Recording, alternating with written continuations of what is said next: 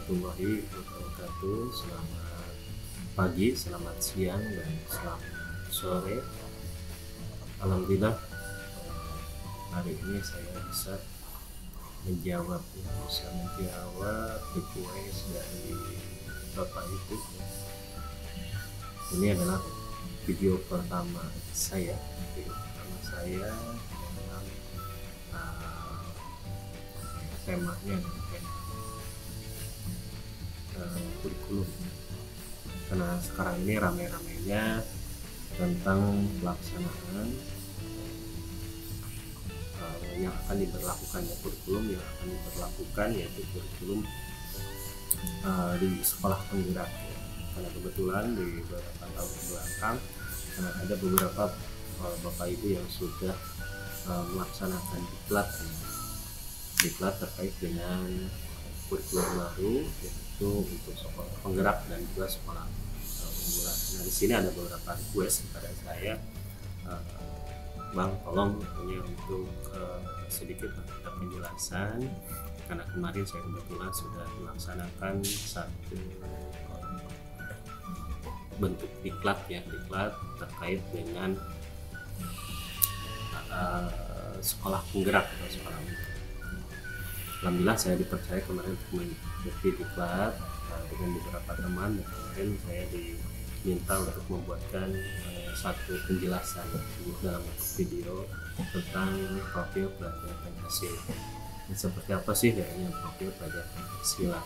Yang memang tidak semua guru mendapatkan pelatihan tersebut. Namun sebelumnya saya perkenalkan dulu, nama saya Rudi Firmanca, ini seperti Bapak Ibu, asal dari Cianjur ya. Kebetulan saya bertugas di SMK Negeri 1 Cikalongro, atau dengan istilah sekarang itu lagi trennya adalah SMK Cicalok. Dan sebelumnya saya mohon maaf karena ini mungkin video awal, video baru ya. Mohon maaf apabila ada kata-kata saya yang sedikit melantur Bapak Ibu ini. Jadi mohon dimaklum, tapi ini mungkin tuntutan ya. Saya ingin mencoba untuk menjawab dalam sebuah video ya.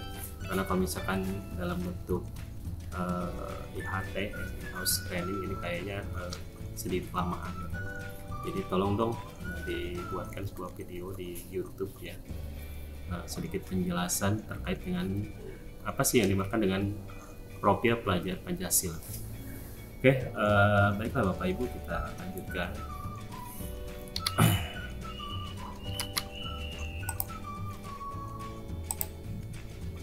Apa sih yang maksud dengan profil pelajar Pancasila? Ini didasarkan pada Peraturan Menteri Pendidikan dan Kebudayaan Nomor 22 Tahun 2020 tentang Rencana Strategis Kementerian Pendidikan dan Kebudayaan tahun 2020-2024 ya.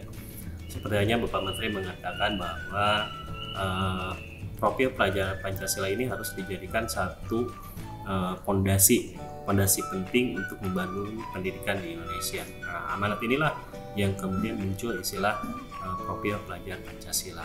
Kalau di dalam Kurtilas mungkin yang disebut dengan pendidikan karakter gitu, Bapak Ibu ya. Ini tidak jauh beda ya dengan kurikulum 13, cuman istilah yang berbeda. Kemudian elemen-elemen dalam profil pelajar Pancasila ini dikurangi ya. Apa sih pelajar Pancasila? Pelajar Pancasila adalah perwujudan pelajar Indonesia sebagai pelajar sepanjang hayat yang memiliki kompetensi global dan berperilaku sesuai dengan nilai-nilai Pancasila. Nah, ini ya diamanatkan bahwa seorang pelajar Pancasila ini merupakan pelajar Indonesia ya, yang memiliki kompetensi global. Jadi kompetensi siswanya itu tidak dibatasi ya, yang menyeluruh artinya gitu ya, kompeten dalam segala hal gitu ya, sesuai dengan karakteristik siswanya gitu. Tapi tidak bisa dipaksakan juga ketika memang tidak sesuai dengan kompetensi. Jadi di sini kompetensi global itu adalah yang sesuai dengan karakteristik siswa. Kemudian berperilaku sesuai dengan nilai-nilai Pancasila. Nah, ini amanat utamanya adalah di nilai-nilai Pancasila.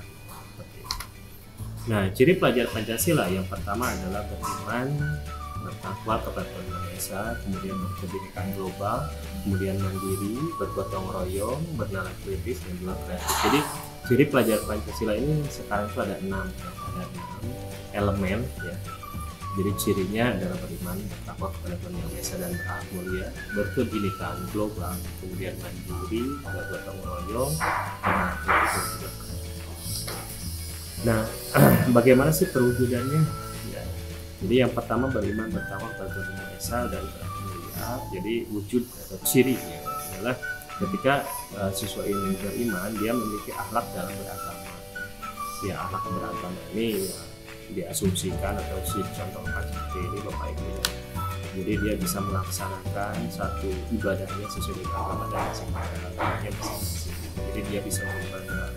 Kemudian dia bisa melakukan satu bentuk ritual keagamaan sesuai dengan agama dan kepercayaan masing-masing sesuai dengan Pancasila. Kemudian akhlak pribadi. Akhlak pribadi ini ya, diwujudkan tentang syukur terhadap dirinya sendiri, gitu ya.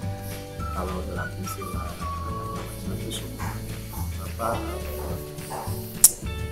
istilahnya itu syukur nikmat lah, gitu. Tapi ini terkait dengan pribadinya. Jadi dia bersyukur tentang matanya bisa melihat, kemudian mulutnya masih bisa berbicara, lidahnya bisa mengecap, gitu. Seperti itu ya, syukur pribadi lah. Artinya dia bisa mensyukuri pribadinya, bisa mensyukuri kompetensi dirinya, kelebihan kekurangannya. Kemudian akhlak kepada manusia. Yang ciri yang ketiga ini adalah akhlak kepada manusia. Ini terkait dengan sopan santun kepada manusia, hormat menghormati kepada manusia yang lain. Kemudian yang keempatnya adalah akhlak kepada alam. Nah, ini memiliki akhlak ya. Pada alam dia bisa mencintai alamnya, mencintai kebersihan. Salah satu wujudnya adalah bahwa siswa itu dalam kehidupan sehari-hari dia bisa membuang sampah ke tempatnya, kemudian bisa mengambil sampah yang ada di depannya, kemudian dia bisa istilahnya ya mencintai alam. Dia tidak bisa tidak melakukan satu tindakan-tindakan yang memang bisa merusak alam. Kemudian akhlak dalam bernegara ya. Nah, ini penekannya pada toleransi. Ketika kita beda pendapat dalam bernegara, kita bisa menghormati keputusan negara, kita bisa menghormati keputusan pemerintah. Ini ada akhlak bernegara. Kemudian berkepentingan global. Ya. Di sini ada 3 ciri. Yang pertama adalah bisa mengenal menghargai budaya. Jadi anak ini ketika ada perbedaan di sekolahnya, misalkan ada seorang siswa yang beda budayanya di sekolahnya, dia bisa menghargai, tidak membulinya, gitu, seperti itu. Ya. Kemudian mampu komunikasi dalam dan kemampuan komunikasi interkultural dalam berinteraksi dengan sesama. Jadi di sini juga tidak ada istilah kotak-kotak atau pilih-pilih ya. Jadi apapun budayanya kita bisa berinteraksi dengan sesama itu. Ya. Kemudian merefleksikan dan tanggung jawab terhadap pengalaman kebinekaannya, gitu ya. Nah, di sini dia bisa merefleksikannya juga. Jadi dari kemampuan komunikasinya, dari interaksinya, dia bisa merefleksikan dalam kehidupan sehari-hari. Dia bisa menghargai budaya temannya, menghargai budaya yang lain, gitu. Karena yang kita ketahui bahwa budaya di Indonesia ini ya sangat beragam sekali, gitu. Oke, kemudian yang selanjutnya bergotong royong. Elemen bergotong royong di sini ada kolaborasi, kepedulian, dan berbagi. Nah, di sini ciri profil Pancasila dalam bergotong royong adalah dia bisa kolaborasi. Artinya siswa tersebut bisa melakukan satu tindakan kerjasama, kemudian kepedulian terhadap sesama juga, kemudian dia bisa berbagi terhadap sesama. Kemudian yang keempat adalah mandiri. Nah, elemen kunci dari mandiri adalah kesadaran akan diri dan situasi yang dihadapi secara serta regulasi diri. Maaf ya, ini tidak tuntas ya, mohon maaf. Jadi di sini elemen kunci yang mandiri adalah dia memiliki kesadaran akan diri. Siapa sih saya? Ya. Oh, saya adalah pelajar. Pelajar sudah bisa mempertanggungjawabkan sebagai pelajar. Ya. Contoh dalam proses ya, hasil belajarnya gitu. Jadi Yang selanjutnya bernalar kritis. Bernalar kritis ini pelajar mampu secara objektif memproses informasi baik kualitatif maupun kuantitatif, membangun keterkaitan antara berbagai informasi, menganalisis informasi dan menyimpulkan. Jadi di sini adalah bahwasanya profil pelajar Pancasila ya, dia tidak langsung menerima informasi itu secara bulat ya. Tapi di sini diharapkan bahwa profil pelajar Pancasila, para pelajar ini memiliki satu bentuk mengkritisi. Jadi ketika ada informasi yang dia dapatkan, dia tidak langsung menerimanya gitu, tapi dia memproses dulu gitu. Benar nggak ini informasinya gitu. Jadi dia bisa menelusuri dulu. Jadi apakah ini informasi hoax, informasi benar atau seperti apa gitu ya. Jadi dia bisa mampu misalnya memproses informasinya dulu. Kemudian yang keenam adalah kreatif ya. Jadi Bapak Ibu diharapkan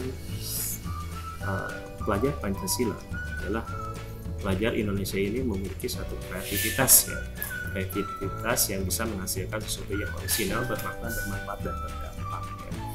Jadi karena mungkin saja berdasarkan evaluasi Bapak Menteri, kreativitas orang Indonesia, pelajar Pancasila ini ya rendah ya, presentasinya yang kreatif itu sedikit sekali.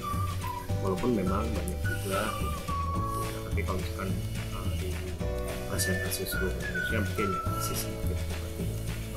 Bagaimana sih pelajar yang kreatif itu? Jadi pelajar kreatif itu dia dari tadi misalkan mengolah informasi, mengkritisi informasi, kemudian ketika ada peluang dia mampu menghasilkan sesuatu. Jadi harapkan dia mampu menghasilkan sesuatu ya. Tapi tidak menciplak, tapi bisa dalam bentuk modifikasi. Jadi kalau misalkan orang-orang Bandung ya, kalau saya sangat istilahnya pengantin pola Bandung, orang-orang itu kreatifnya ya cukup tinggi ya, kreativitasnya cukup tinggi. Contohnya memodifikasi cireng ya. Kalau dulu yang saya tahu ketika waktu kecil, cireng itu hanya cireng saja, tapi ketika orang Bandung ya, memodifikasinya banyak sekali ya jenisnya. Cireng isi ya, isinya banyak juga, isi ayam, isi sosis, dan isi yang lainnya seperti itu ya. Apakah berdampak juga? Nah, ini berdampak ya kepada pedagang cireng ya. Dari sekian banyak jadi tidak membosankan. Jadi ini jadi walaupun dia seorang pelajar Pancasila tidak mampu menciptakan sesuatu, tapi minimal dia bisa memodifikasi. Ya mungkin itu yang terakhir tentang elemen profil pelajar Pancasila. Baiklah Bapak Ibu, mungkin itu saja yang bisa saya sampaikan. Jika Bapak Ibu tidak puas ya, dan mohon maaf apabila ada kesalahan, mohon juga di kolom chat ya. Kalau ada koreksi yang ya bisa membangun saya, kalau ada kata-kata yang kurang tepat ya dari saya, mohon dibetulkan ya, supaya tidak ada informasi yang salah ya. Mungkin itu saja Bapak Ibu. Kalau suka silahkan acungan jempol yang suka, kalau misalkan belum subscribe silahkan subscribe channel saya dan video drama saya, karena ini juga atas permintaan saya ya. Begitu saja mungkin yang bisa saya sampaikan. Mohon maaf atas segala kekurangan. Kalau Bapak Ibu suka, mungkin kalau ada masukan juga, misalkan video apa nih yang harus diangkat, boleh Bapak Ibu ya. Materi apa yang harus diangkat, boleh. Insya Allah saya akan coba membuatnya. Dan ini Bapak Ibu suka. Itu saja. Terima kasih. Assalamualaikum warahmatullahi wabarakatuh.